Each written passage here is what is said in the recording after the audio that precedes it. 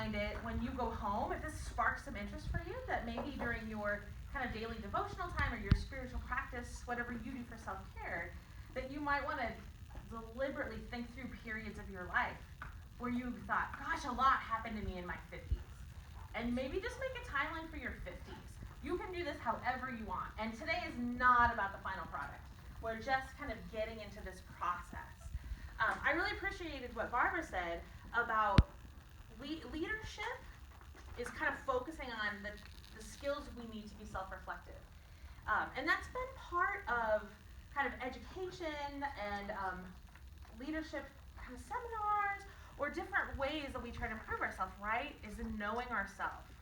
There's a lot of old maxims about, know thyself. Or if you don't know who you are, how can you, lead others or be helpful to others in your daily life?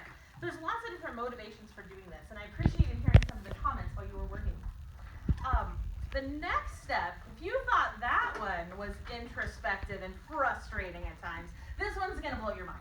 So now, I want you to put down your writing utensils and just think for a moment. We're going to take just a moment of silence here to give you some thinking time about how you see God working through these different parts of your life. Okay? This is something we might not do on a daily basis. Maybe we do, and if you do, that's wonderful.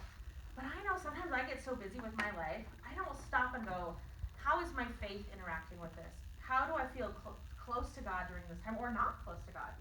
As an example, I just put a little bit of my timeline up here. So I have things like starting school, going to college, getting married.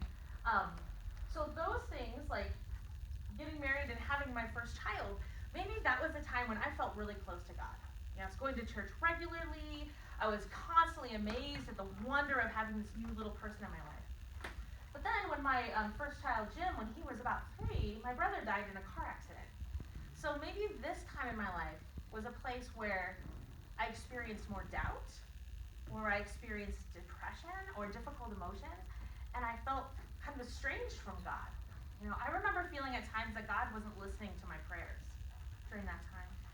So when we think about our timeline, I want you to really dig in and think about times when you might have felt good or positive or close to God in your faith, and times when you felt farther away.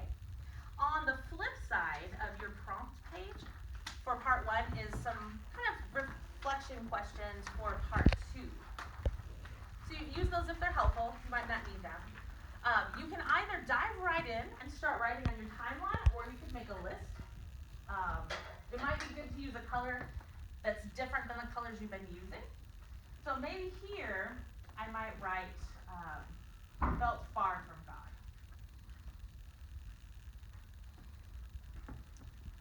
And then to show where this happens, I'm going to indicate somehow kind of an intersection point. Anybody have any questions about this part? So let's just take a moment or two before you start writing. Could you use a darker pen? For me? Yeah. Yeah, I can. Here's a black. So thank you.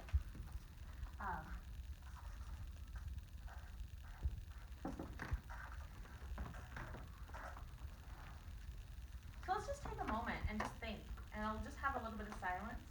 And then when you're ready, dive in and start working on this